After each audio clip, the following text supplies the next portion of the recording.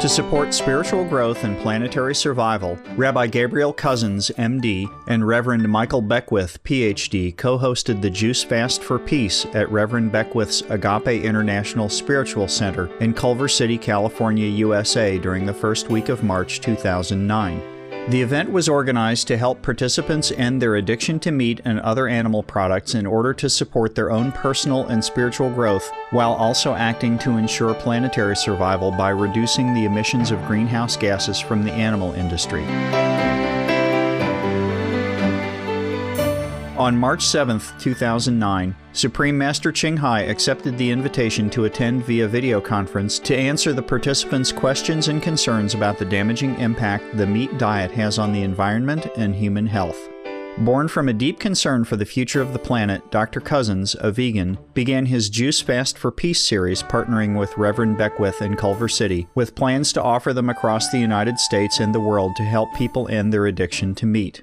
According to Dr. Cousens, by consuming green juices during the fast, people lose the cellular memory of addictive flesh foods, dairy and eggs, thus making it easier to transition to a plant-based diet. He is both a general medical practitioner and a psychiatrist who developed early in his career a fascination for understanding how the mind affects the body and how the body and the food we feed it affects the mind.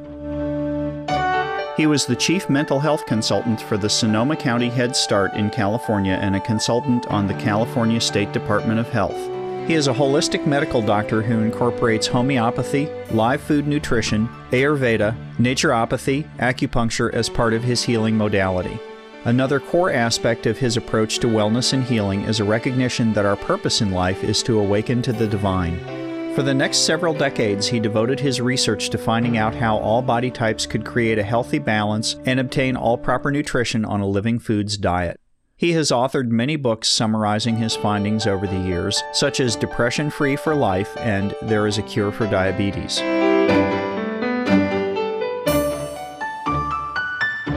For over 20 years, Dr. Cousens has been leading and perfecting green juice fasts, in which only juices made predominantly from green vegetables are consumed. His goal is to help people become cured of supposedly incurable diseases, such as diabetes and drug and alcohol addiction, while also helping us clear our thoughts and reflect upon our true nature as the children of God. Reverend Michael Beckwith, a vegan, has stated that our purpose on the planet is to wrap our consciousness around the divine treasure within us. He uplifted the fasting participants with daily inspirational talks. He is one of the featured teachers in the international best-selling book and movie, The Secret. His spiritual journey began in the 1970s, where his exploration of Eastern and Western teachings led to his own style of teaching referred to as the New Thought Ancient Wisdom spiritual tradition. It was his vision of a non-denominational spiritual community that led to the founding of the Agape International Spiritual Center in 1986, which seeks to bring all people together into one human family unified in a core value of peace and the spiritual origin of all beings. Each week, around 9,000 people come to hear him speak at the Agape Center. He proactively works alongside other global peacemakers, including the Dalai Lama, and has also been featured on Oprah, an international U.S.-based daytime talk show, and interviewed on Larry King Live by one of the premier broadcast interviewers of our time. We invite you now to join Part 3 of our 4-part series witnessing this peaceful and uplifting dialogue between Supreme Master Ching Hai, Reverend Michael Beckwith, Dr. Gabriel Cousens, and the participants of the first Juice Fast for Peace in Culver City, California on March 7, 2009.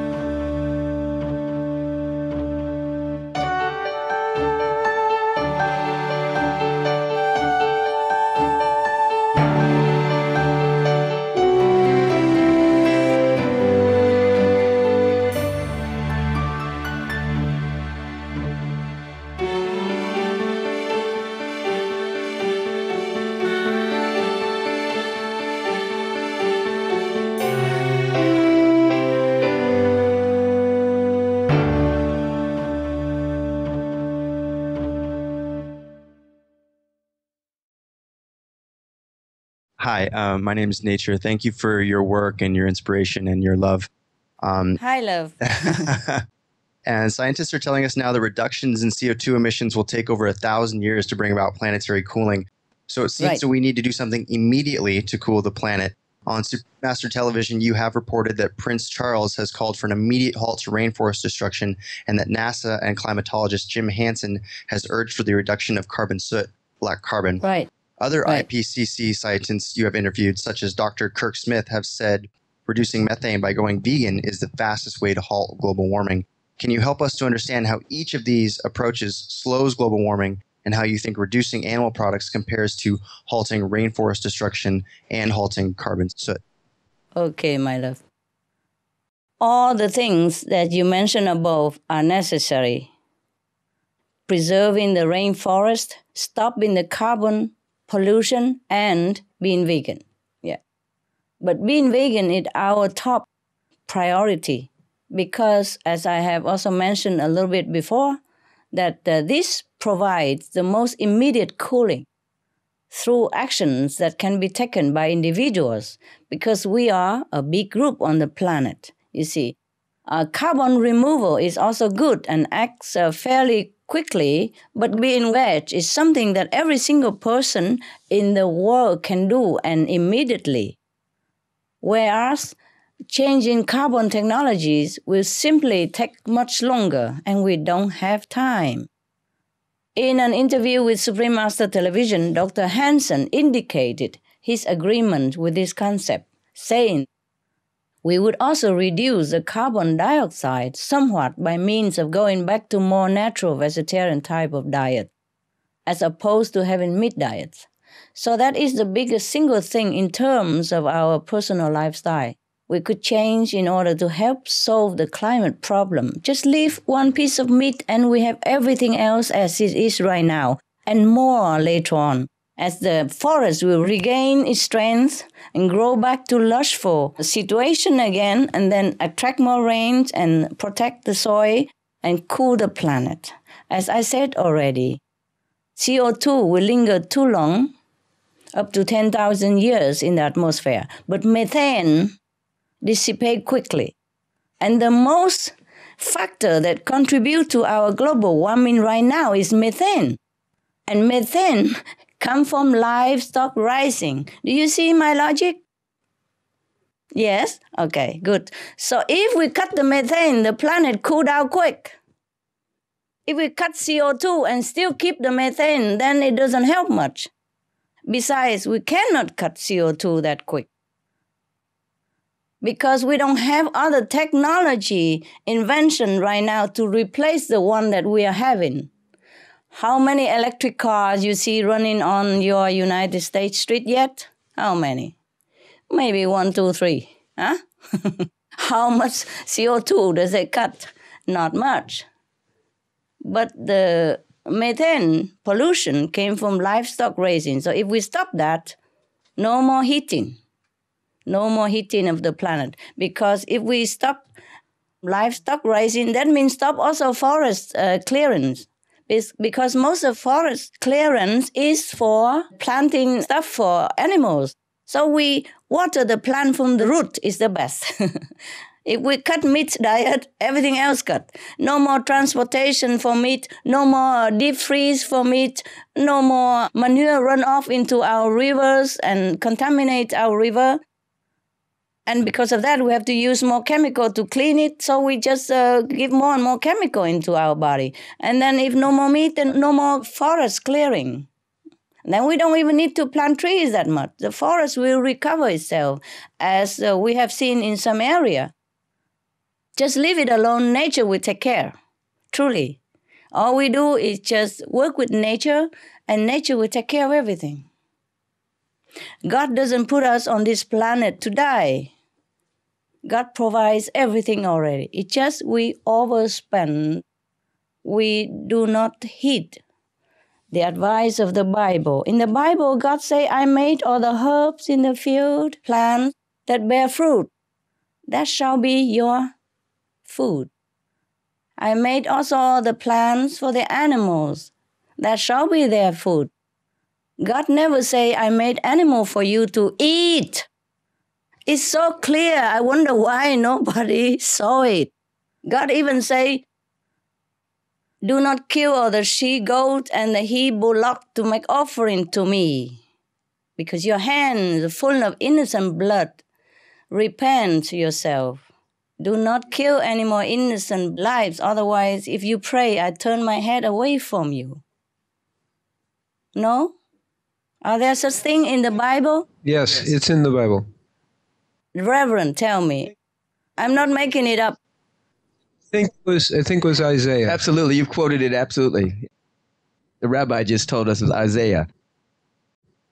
Wow, he knows it by heart. But I know it's there because I read it when I was young. I was a kid. I read the Bibles. I sleep with it. I don't probably remember as much as the Reverend does, but I do know. I do know that God do not tell us to eat meat. He say meat for the belly, belly for the meat. God shall destroy both meat and them. Do not be among meat eater and alcohol drinkers.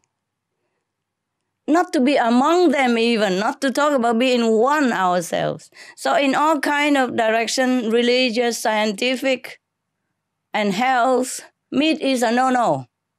So from now on, we have to realize that. And please tell everybody else. I know you know it already. Please, just don't be just a vegetarian. Be a heroic vegetarian. Be out there. Tell people. Do something. I need your help. Thank you. Fantastic advice.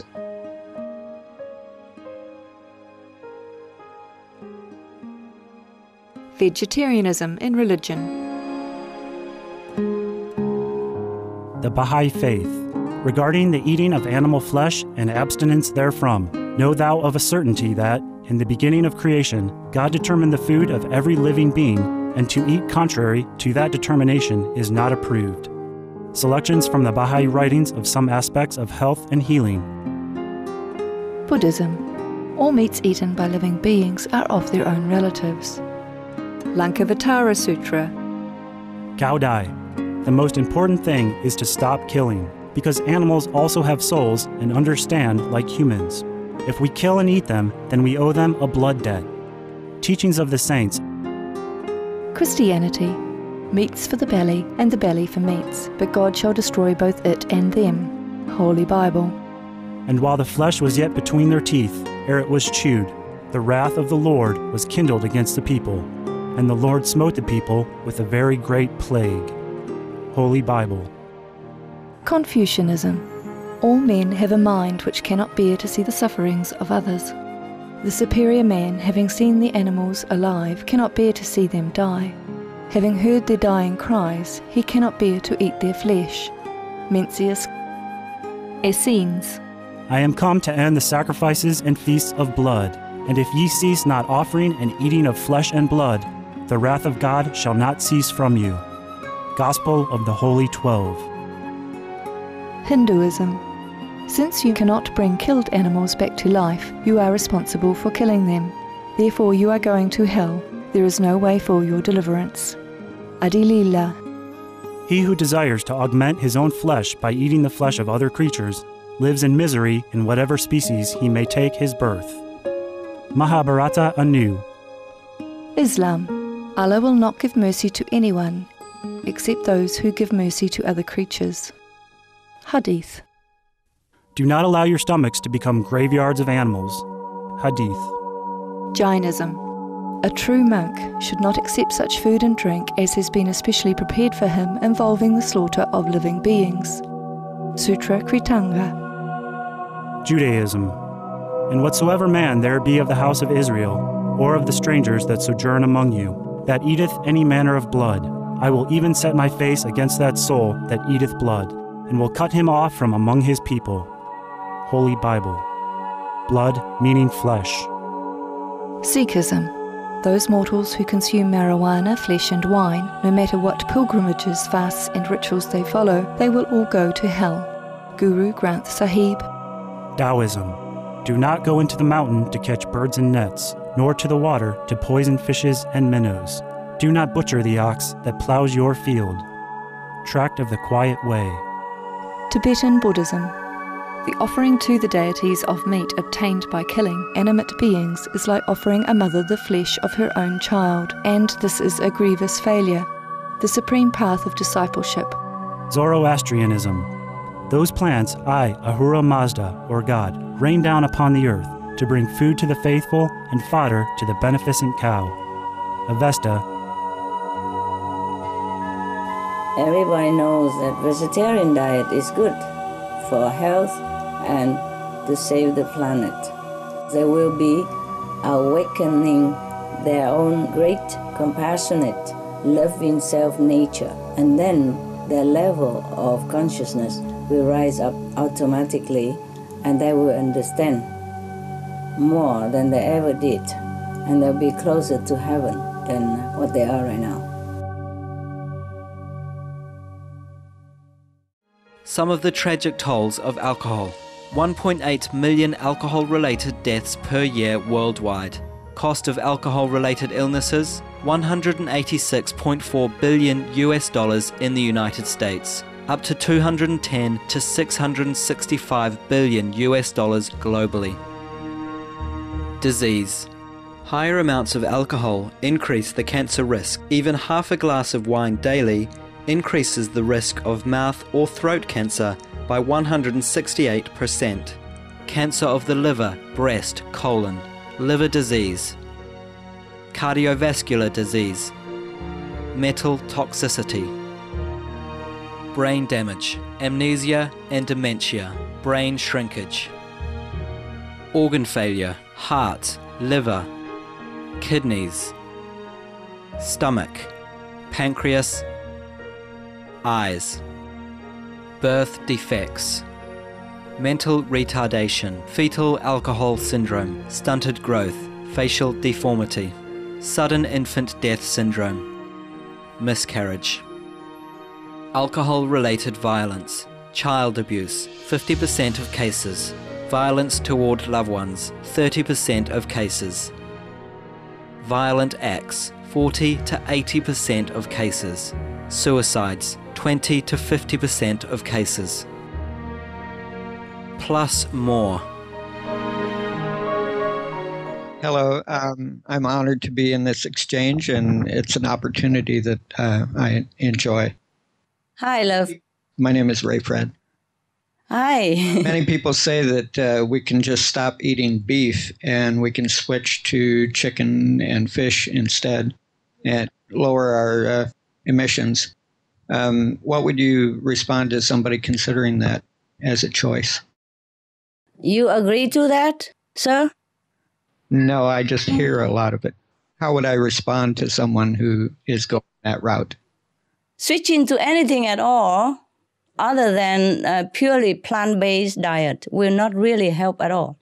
This is because of all the things I mentioned above, and first of all, eating both fish and chickens does not significantly reduce the global warming at all. Eating chicken, for example, chickens that are grown for food are a huge source of antibiotic arsenic poison and fertilizer runoff, which increases pollution and global warming effects. For example, in the United States alone, the Centers for Disease Control report that 76 million cases of foodborne illnesses are reported each year, with poultry, the chicken that you mentioned, triggering more cases than any other food group even. Sometimes these are also life-threatening, or they can leave permanent damage in the person. So there really is no reduced cost for eating something like chicken. As for fish, overfishing of the seas has already resulted in imbalances such as the so-called dead zones everywhere in the sea that do not support life. Dead zone is the area of sea, sometimes as big as Texas, that no life in there at all. No fish, no shrimp, nothing live in there because there's no oxygen. The reason is overfishing. You see, there's another condition called acidification, where the lack of certain fish has contributed to higher ocean acidity, which in turn reduces the capacity of the ocean to absorb CO2. And the ocean is a very complex ecosystem, where every living thing has a unique function. So removing even a small fish for humans to eat creates an imbalance in the sea. In fact, we are already seeing an effect of this imbalance on marine mammals. As the ocean became warmer and warmer and more acidic, more toxins are present in the water. The whales and the dolphins are thus being driven from the ocean as conditions worsen. They are suffocating them. Sometimes hundreds at a time, they're, dying on the beach because they cannot tolerate this, toxic condition in the seawater anymore. What do we think? Why the dolphin and the whale beach on the sand? You think they go there for vacation? See, they die hundreds at a time because they cannot suffer anymore the water in which they live. Water means life to them, but now water become poison. So they had to go out. They go out, they die. They stay in the water, they die.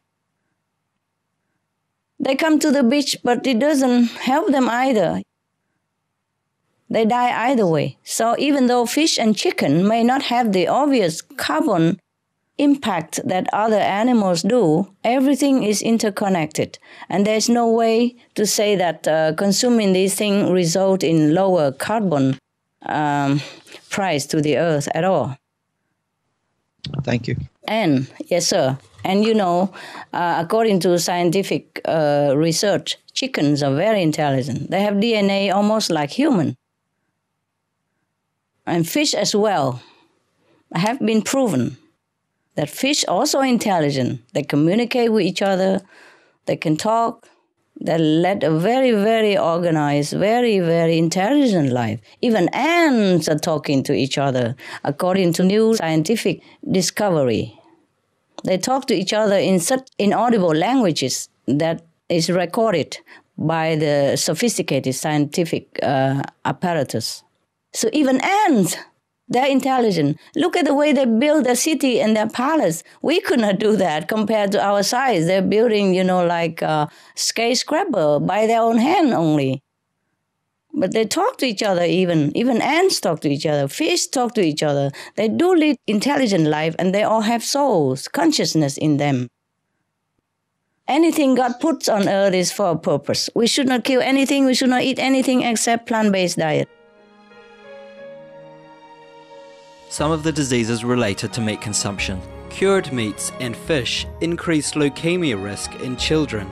Antibiotic-resistant superbug infections from a strain of Staphylococcus aureus, blue tongue disease, E. coli, salmonella, bird flu, mad cow disease or Creutzfeldt-Jakob disease, 90% of the population at risk, pig's disease or PMWS, listeriosis, shellfish poisoning, preeclampsia, Campylobacter, Clostridium difficile, diseases hidden in healthy appearing livestock. Some of the costs of meat eating. Infertility. Eating just one serving of meat per day increases the risk of women's infertility by 32%, with additional meat consumption increasing the risk. Heart disease. Over 17 million lives lost globally each year. Cost of cardiovascular disease is at least $1 trillion a year. Cancer. Over 1 million new colon cancer patients diagnosed each year. More than 600,000 colon cancer-related mortalities annually. In the United States alone, colon cancer treatment costs about $6.5 billion. Millions of people are newly diagnosed with other meat-related cancers every year. Diabetes. 246 million people are affected worldwide. An estimated $174 billion spent each year on treatment in just the United States. Obesity. Worldwide, 1.6 billion adults are overweight, with 400 million more who are obese. Costs $93 billion each year for medical expenses in the United States alone. At least 2.6 million people die annually from problems related to being overweight or obese. Environmental. Use up to 70% of clean water. Pollute most of the water bodies. Deforest the lungs of the earth. Uses up to 43% of the world's cereal. Uses up to 85% of the world's soy. Cause world hunger and wars. 80% cause of global warming. Plus more. some of the costs of milk consumption. Bacterial microbes, pesticides, and enzymes found in cheese derived from the inner stomach linings of other animals. Up to 80% of the calories in cheese are from pure fat. Breast, prostate, and testicular cancer from hormones present in milk. Listeria and Crohn's disease. Hormones and saturated fat leads to osteoporosis, obesity, diabetes, and heart disease. Linked to higher incidences of multiple sclerosis. Classified as a major allergen. Lactose intolerance, plus more. Thank you. Beautiful, beautiful. Thank you. Hello. Hello. Thank you so much for your leadership. Thank you. The human condition is to feel separate, yet our souls are perfect. How do you suggest to align more with the perfect spirit instead of the human conditions? Yes. Good question. That's why you have the yoga class over there. Yes. The doctor and the reverend is teaching you how to be aligned again with yourself, with your great self, because you are great. You're not the human who sit there and looking helpless and feeling you don't know anything. You know everything. As long as you connect yourself again with the storehouse of wisdom and switch back on your great almighty power, then you're one with God again. Of course, we have forgotten. That's why we need to meditate. We need to retrain ourselves for a while. After a while, you will know that. You are that.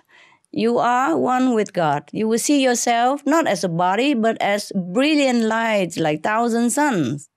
You can see yourself like Almighty, one with the whole universe. You will see all that and more. But we need to reconnect ourselves in one way or another. If you have found a way to reconnect yourself through yoga, prayers, anything, that's good. Please continue to do so. Everything will help you along the way to rediscover your great self. You are truly great, and I'm not telling you this to make you happy. I'm telling you this because I know it. I know it like I know my nose here. Now, we can feel connected, at least in the beginner's step. We have to remember what this heavenly quality is like. Okay, loving, selfless, unconditional caring for others. We begin to do that. Unconditional love, caring, begin on our table, on our plate. Love in action, okay? We don't kill others because they all love to live. We don't kill others, especially now, even because we want to save a place for our children.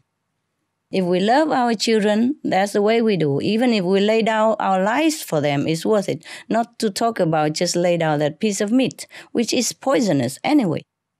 We should not kill animal for food because that's not the way intended by heaven. So let's begin from that. See, we live a heavenly quality life, then we are one with heaven. Very simple. Every time you do something, you start thinking, would a heavenly being do this? Yes? How would Jesus do this in my situation? How would Buddha do this in my situation? How would the Prophet Muhammad decide this moment, this action? How would heavenly being look down upon and approve my action? And every day, everything you do, if you feel doubt, you ask yourself that question. Remind yourself always of a heavenly quality. That's how you connect with heaven first. And then if you want to go more further, then you seek a guidance of a meditation expert. And you go deeper inside your great self and know more and more each day. And then from that inner knowledge, you translate into outward action. And then you will be a walking God, a breathing angel, a physical blessing to this planet. There's no separation. We're all connected even to mosquitoes and ants. So only God knows who is truly bad, who is truly good, and who is really our enemies and who is really not. If we don't know yet, then we aspire to know. First, we have to live the life of heaven. That is, live and let live, love and forgive. Very simple. We are all connected. Okay, you will feel that. You will know that in time, or you already know it, or you know half of it, you know some of it. You will know more as you meditate more and seek deeper the true answer within yourself. Everything you have inside you. I'm only talking scientifically, physically, but you are the one who knows everything. You have all the knowledge inside, imprinted in your DNA, in your being, in your soul. You know everything.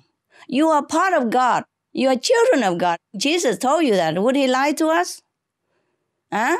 And Buddha said, you are the future Buddha. Would he lie to us? No. Why would he? Okay. If you are children of God, then you must know you are at least similar to God. Think about that. You are great. If you're not God, at least you're children of God. If you're children of the king, then you're prince and princess. Do you understand the greatness of your being? You are children of God.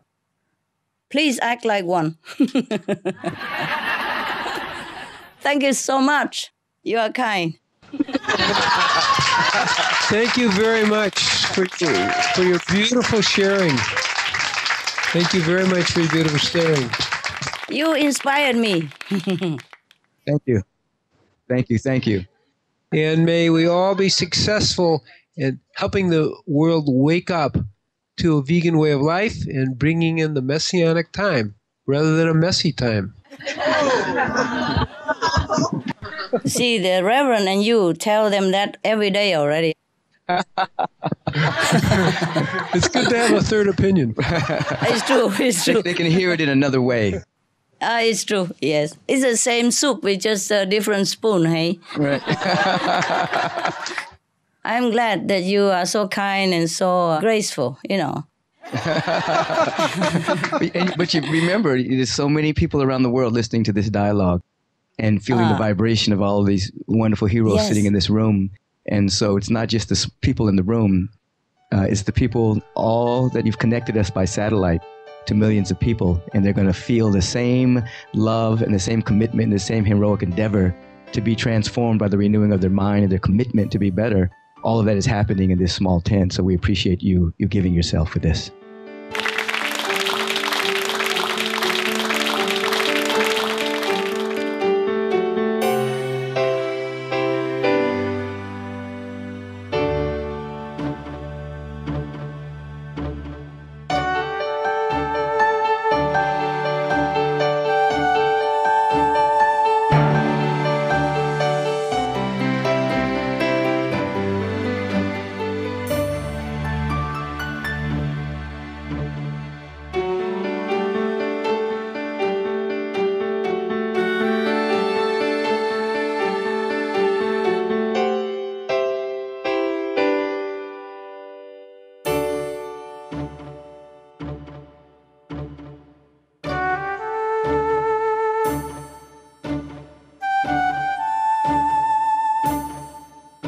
We appreciate your kind presence on Words of Wisdom.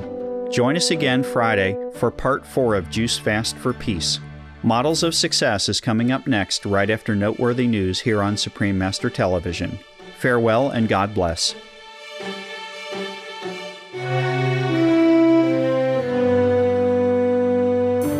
For more details, please visit www.suprememastertv.com/WOW.